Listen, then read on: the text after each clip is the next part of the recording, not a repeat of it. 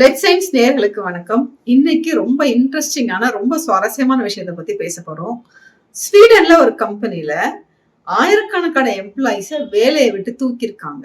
அந்த எம்ப்ளாயிஸ வேலையை விட்டு தூக்கிட்டு யார வச்சு ரீப்ளேஸ் பண்ணிருக்காங்கன்னா ஆர்டிபிஷியல் இன்டெலிஜென்ஸ், அதாவது ஏஐ சிஸ்டம் வச்சு ரீப்ளேஸ் பண்ணிருக்காங்க.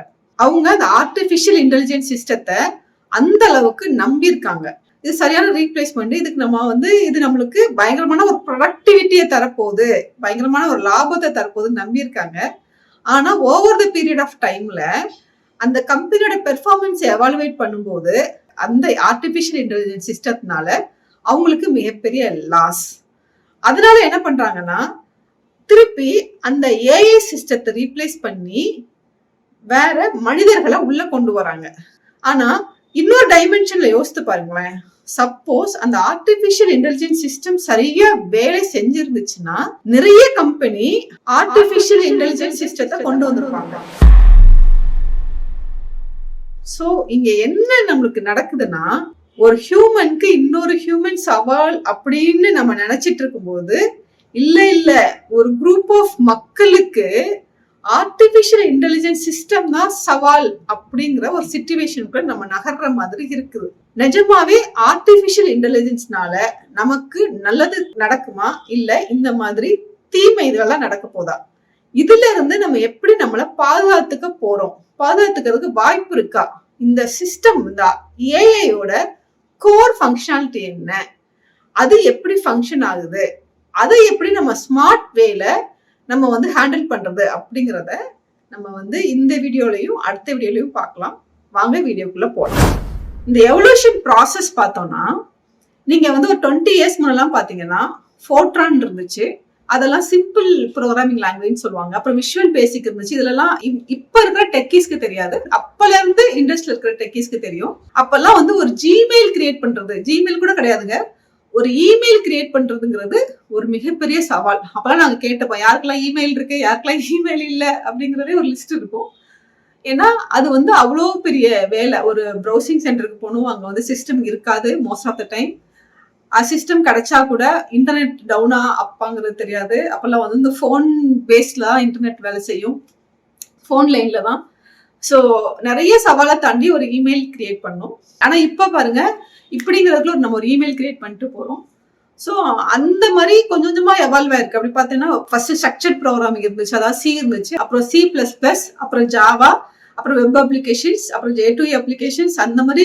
அப்புறம் இப்போ இந்த டிஜிட்டல் அப்ளிகேஷன்ஸ், இப்போ பாருங்க டிஜிட்டல் அப்ளிகேஷன்ஸ் நம்ம ஜஸ்ட் லைக் தட் கிரியேட் பண்றோம். ஸோ இது ஒரு பெர்ஸ்பெக்டிவ். ஸோ இன்னொரு பெர்ஸ்பெக்டிவ் பாத்தீங்கன்னா டேட்டாங்கிறது எவ்வளவு முக்கியங்கிறத நான் உங்களுக்கு சொல்றேன். இப்போ டேட்டா ஸ்டோரேஜ் அப்பெல்லாம் 1000 லைன்ஸ் ஆஃப் டேட்டாவே ஒரு பெரிய டேட்டாவை பார்க்கப்பட்டுச்சு. இப்போ ஜிபிஸ் ஆஃப் டேட்டாவே ஒரு பெரிய டேட்டாவை பார்க்கப்படல. ஏன்னா நம்ம அந்த அளவுக்கு டேட்டா ஸ்டோரேஜ்லயும் டேட்டா ப்ராசஸ்லயும் அவ்வளோ அட்வான்ஸ்டா இருக்கும். இன்னொரு சைடு பார்த்தோம்னா ERP வந்துச்சு, SAP வந்துச்சு. ஸோ அப்புறம் டெஸ்டிங்ல அப்பெல்லாம் டெஸ்டர்ஸ் கண்டுபிடிக்கிறது பெரிய விஷயம். மேனுவல் டெஸ்டிங் இருந்துச்சு. அப்புறம் கொஞ்சம் சின்ன சின்ன சிஸ்டம்ஸ் வச்சு டெஸ்ட் பண்ணாங்க. அப்புறம் இப்பெல்லாம் டெஸ்டிங் டிஜிட்டல் பேஸ்டு டெஸ்டிங் ஆயிடுச்சு, அதுவும் ஏஐ பேஸ்டு டெஸ்டிங் ஆயிடுச்சு.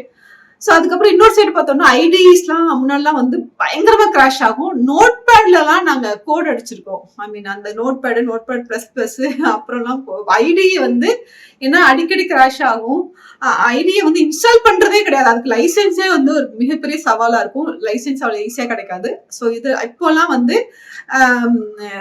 கிராஷிங்கிறதே ரொம்ப கம்மி ஆயிடுச்சு. ஏன்னா முன்னாடிலாம் ஒரு காமெடி சொல்லுவாங்க, ஏதாவது வேலை செய்யலன்னா விண்டோஸ் ரீஸ்டார்ட் பண்ணுங்க வேலை செய்யும் அப்படின்லாம் சொல்லுவாங்க. ஆனா இப்போ அந்த ரீஸ்டார்டிங் எல்லாம் தேவையில்லை. நிறைய லெசன்ஸ் கத்துக்கிட்டு இப்போ அதை கரெக்ட் பண்ணி ஒரு மெச்சூர்டு ஒரு கேப்பபிள், அதுதான் ரொம்ப முக்கியம். ஸோ இப்படி எவால்வ் ஆகி இப்போ ஆர்டிபிஷியல் இன்டெலிஜென்ஸா நிக்குது. இப்போ ஆர்டிபிஷியல் இன்டெலிஜென்ஸோட ஸ்ட்ரென்த் என்ன தெரியுமா? இங்க அந்த டேட்டா ஸ்டோரேஜும் டேட்டா ப்ராசஸிங் டேட்டா பிரசன்டேஷன். இப்ப நீங்க கேட்கலாம்ல, இதுல என்ன சிக்கல் இருக்கு அப்படின்னு. இப்போ நீங்க கொஞ்சம் நல்லா யோசித்து பார்த்தோம்னா, ஒரு 30 வருஷம் 40 வருஷத்துக்கு முன்னாடி டிரைவர்லெஸ் கார் நம்ம இந்த மண்ல ஓடும் அப்படின்னு நம்ம யோசித்து பார்த்திருப்போமா? நிறைய விஷயம் நம்ம யோசித்து பார்த்திருக்க மாட்டோம். இந்த மாதிரி ஒரு புரட்சி நடக்கும், இந்த மாதிரி ஒரு ரெவல்யூஷன் நடக்கும் அப்படிங்கறத நம்ம ரொம்ப யோசித்து பார்த்திருக்க மாட்டோம். ஸோ ஆனா நடக்குது இல்ல, ஒரு டிரைவர் இல்லாம ஒரு காரை ஃபங்க்ஷன் பண்ண முடியுது. இப்போ இது வந்து ஃபாரின்ல எல்லாம் இருக்குது, மேபி இந்தியால ரொம்ப சீக்கிரமா வந்துடும். ஸோ இப்போ ஒரு காரை ஒரு டிரைவர் இல்லாம ரன் பண்றதுக்கு என்னெல்லாம் வேணும்? கண்டிப்பா வந்து நேவிகேஷன் வேணும். நம்ம சோர்ஸ் டெஸ்டினேஷன் போறதுக்கு லெஃப்ட் போகணுமா, ரைட்டு போகணுமா, எவ்வளோ ஸ்ட்ரைட்டு போகணும், அந்த எல்லாமே இந்த ரூட்ஸ் நேவிகேஷன் வேணும். அப்புறம் வந்து தேவையான சென்சார்ஸ் வேணும், சைடு சென்சார், ஃப்ரண்ட் பேக், இந்த சென்சார்ஸ்லாம் வேணும். அப்புறம் இதையும் தாண்டி அந்த கார் வந்து மூவ் ஆகணும். இதெல்லாம் தான் இன்டெலிஜென்ஸ். ஸோ இந்த இன்டெலிஜென்ஸ் எல்லாம் ரெகுலேட் பண்ணி அது கரெக்டா கம்யூனிகேட் ஆகணும்ல. கரெக்டா எப்போ வந்து பிரேக் போடணும், எப்போ வந்து ஆக்சிலேட் கொடுக்கணும், எப்போ வந்து ரூட் பார்க்கணும், இது எல்லாத்தையும் ஒரு இன்டெலிஜென்ஸ் சிஸ்டம் வந்து கண்ட்ரோல் பண்ணி இப்போ வந்து நம்மளுக்கு டிரைவர் தேவையில்லை அப்படிங்கிற ஒரு சிச்சுவேஷனுக்கு வந்துட்டோம். இந்த மாதிரி எல்லா இண்டஸ்ட்ரியும் இருக்கு. டெய்லர் இண்டஸ்ட்ரியில இருக்கு. இப்போ நம்ம வீடியோவே வந்து ஒரு ஏஐட்ட கொடுத்தோம்னா ஏஐ வந்து ஒரு டெக்னிக்கல் வீடியோ நம்மளுக்கு கொடுக்க முடியும். இந்த மாதிரி ஏஐ அட்வான்ஸ் ஆகிட்டே இருக்கு. ஹியூமன்ஸை ரீப்ளேஸ் பண்றதுக்குள்ள வாய்ப்பு கிரியேட் ஆகிக்கிட்டே இருக்கு. இன்னொரு பாசிபிலிட்டியில யோசித்தோம்னா மெடிக்கல் இண்டஸ்ட்ரியில எல்லாம் சில கேன்சர்ஸை வந்து மெஷின்ஸே இல்லாம ஹியூமனோட அந்த பேராமீட்டர்ஸ் இருக்குல்ல, நம்மளோட அந்த இன்டர்னல் ஆர்கன்ஸோட ஒர்க்கிங் ஸ்டாட்டிஸ்டிக்ஸை வந்து ஒரு ஏஐட்ட கொடுக்கும்போது அதை வச்சு எவாலுவேட் பண்ணி இந்த ஹியூமனுக்கு கேன்சர் வர்றதுக்கு வாய்ப்பு இருக்கா இல்லையா, அந்த பெர்சன்டேஜ் என்ன அப்படிங்கிறத ஒரு ஏஐக்கு வந்து கொடுக்குது. அப்ப நீங்க கேட்கலாம், இதெல்லாம் ஏஐ நல்ல விஷயம் தானே பண்ணுது, இது ஒரு முக்கியமான விஷயம் தானே. இப்போ வந்து நம்ம கூகுள நம்ம டைப் பண்றோம்னு வச்சுக்கோங்களேன், முன்னெல்லாம் ஒரு சர்ச் இன்ஜின் போய் சர்ச் பண்ணிட்டு வரும். இப்பெல்லாம் அப்படி இல்லை, குளோபலா போய் சர்ச் பண்ணுது. குளோபலா இருக்கிற நம்ம அதுக்கு தெரியாத தகவல்லாம் அதை லேர்ன் பண்ணுது. நம்ம ஒரு புது விஷயத்த பார்க்கும்போது ஓகே இது நமக்கு தெரியாது, இது நம்ம கத்துக்கணும் அப்படின்னு நம்ம லேர்ன் பண்றோமோ அதே போல ஏஐ லேர்ன் பண்ணுது. ஸோ ஏஐனால இப்போ ஒரு ஹியூமன்னால அவ்வளோ பெரிய ஸ்டோரேஜ் டேட்டா வந்து ஸ்டோர் பண்ண முடியாது. ஆனா வந்து ஒரு ஏஐனால ஸ்டோர் பண்ண முடியும். அவ்வளோ பெரிய டேட்டாவை ஏஐனால ப்ராசஸ் பண்ண முடியும். ஏஐனால ஒரு டிசிஷன் மேக்கிங்ல போக முடியும். ஸோ இந்த அளவுக்கு ஏஐயோட இம்பார்ட்டன்ஸ் இருக்கு. இப்போ இப்படி யோசிச்சு பாருங்க, நான் வந்து ஒரு கார்பரேட்ல வேலை செய்யறேன்னு வச்சுக்கோங்க. நான் தான் ஒரு கார்பரேட். அப்போ எனக்கு வந்து நான் ப்ராடக்ட்ஸை வந்து ஹியூமனுக்கு சேல் பண்ணணும்னா ஒரு ஹியூமனோட சைக்காலஜிக்கல் பிஹேவியரை நான் ஈஸியா புரிஞ்சுக்க முடியும். அந்த ஹியூமனுக்கு என்னென்ன தேவை, அந்த ஹியூமன்ட்ட நான் என்ன சொல்லி எப்படி சொல்லி அவங்களோட வீக்னஸை நான் எப்படி பயன்படுத்தி என்னோட ப்ராடக்டை நான் அவங்களுக்கு விற்க முடியும், அப்படி அந்த அளவுக்கு அந்த ஏஐனால ஒரு டிசிஷனுக்குள்ள, ஒரு டிசைனுக்குள்ள, ஒரு ரிசல்ட்டுக்குள்ள கொண்டு வர முடியும். அப்போ என்ன வந்து ஒரு ஹியூமனுக்கு என்ன வேணும், அதாவது ஒரு சிஸ்டம் இருக்கு, ஒரு கம்ப்யூட்டர் இருக்கு, அது எனக்காக வேலை செய்யும் போது எனக்கு பிரச்சனை இல்லை, என்னோட வேலையை சிம்பிளிஃபை பண்ணும்போது எனக்கு பிரச்சனை இல்லை. ஆனா என்ன வந்து இன்ஃப்ளூயன்ஸ் பண்ற இடத்துக்கு அது வரும்போது என்னோட வேலையே ஃபுல்லா நான் இல்லாம அந்த வேலை அங்க நடக்க போகுது அப்படிங்கும் போது நிஜமாவே அதோட சிக்கல் தானே. யோசித்து பாருங்க, இப்போ இன்ஃப்ளூயன்ஸிங்கிறது எவ்வளவு பெரிய ரிஸ்க்குங்கிறத நம்ம பார்த்துட்டு இருக்கோம். இப்போ ஏஐ வச்சு ஒரு ப்ராப்பரா அனலைஸ் பண்ணி ஒரு ப்ராப்பர் ரிசர்ச் பண்ணி நான் என்ன வந்து இன்ஃப்ளூயன்ஸ் பண்ண முடியும் இந்த கார்பரேஷனால.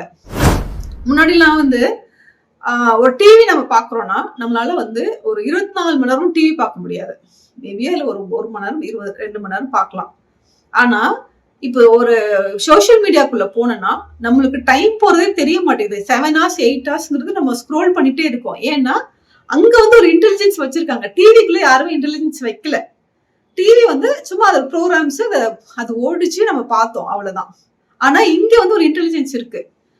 அந்த இன்டெலிஜென்ஸ் என்ன பண்ணுதுன்னா நீங்க என்னென்ன வீடியோஸ் பாக்குறீங்க, என்னென்ன ஷார்ட்ஸ் பாக்குறீங்கிறத வச்சு அவங்க ஒரு பேட்டர்ன் கொண்டு வராங்க. அப்போ இந்த பர்சனுக்கு இது பிடிச்சிருக்கு, அப்போ அது வந்து லோட் ஆயிட்டே இருக்கு எனக்கு. அப்போ அதுக்குள்ள நான் டிராவல் பண்ணிக்கிட்டே இருக்கேன். ஸோ அப்புறம் கொஞ்ச நேரம் கழிச்சு அந்த டாபிக் வராது, அதோட கொஞ்சம் ரிலேட்டட் டாபிக்ஸ் வரும், அதுக்கு கொஞ்சம் வந்து ஆப்போசிட் டாபிக்ஸ் வரும். அப்போ அதுக்குள்ள நான் இப்படி டிராவல் பண்றேன் அப்படி டிராவல் பண்றேன், ஆனா அதுக்குள்ளேயே இருக்கேன். ஸோ இதுதான் அந்த இன்டெலிஜென்ஸ். ஸோ இதுல இருந்து நம்ம எப்படி நம்மளை காப்பாத்திக்க போறோம் அப்படிங்கிறது ஒரு சவாலான விஷயம். இதுதான் இந்த இன்டெலிஜென்ஸ் வந்து வேணுமா வேண்டாமாங்கிறது நான் முடிவு பண்ணும், அந்த சிஸ்டம் முடிவு பண்ணக்கூடாதுங்கிறது தான் நம்மளோட கன்சர்னா இருக்கு.